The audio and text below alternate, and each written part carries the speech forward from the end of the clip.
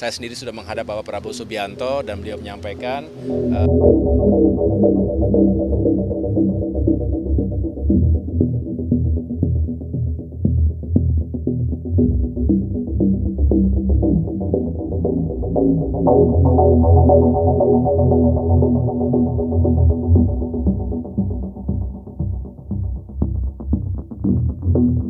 ya, kami pertama menunggu dulu.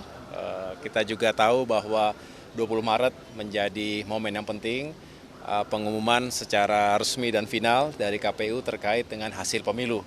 Barulah secara moral dan etis kita bisa berbicara lebih jauh, karena setelah itu baru Koalisi Indonesia Maju akan kembali berkumpul.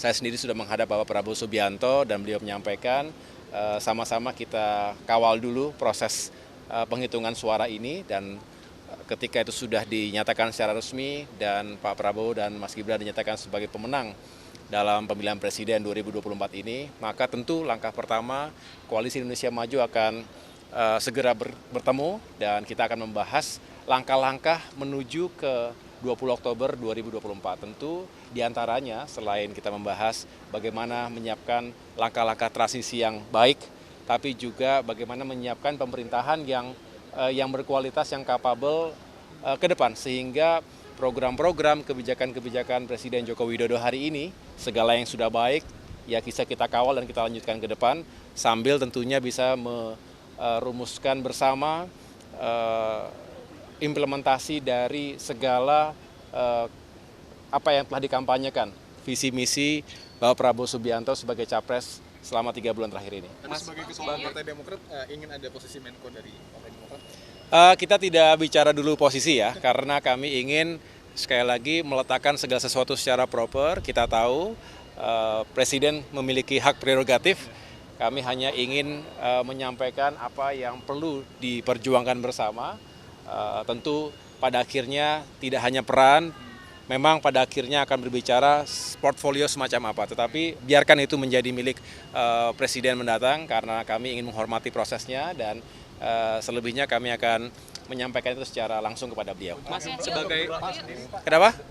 Ya, sama.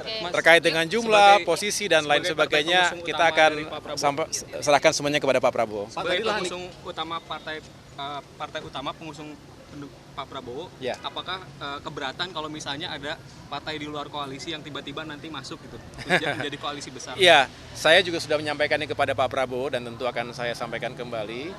Pak Prabowo adalah pemimpin koalisi, jadi beliau tentunya memiliki hak dan kewajiban secara moral untuk memikirkan koalisi kita hari ini dan ke depan.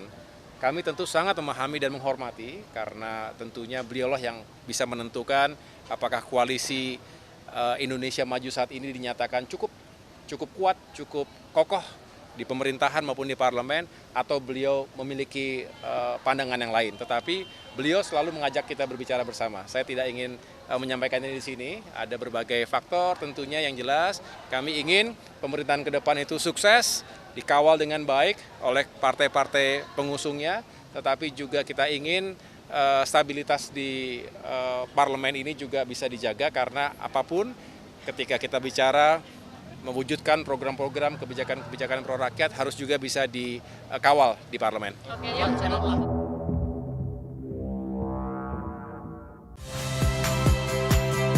Saya Magister Tarigan. Saksikan program-program Kompas TV melalui siaran digital, pay TV, dan media streaming lainnya. Kompas TV, independen, terpercaya.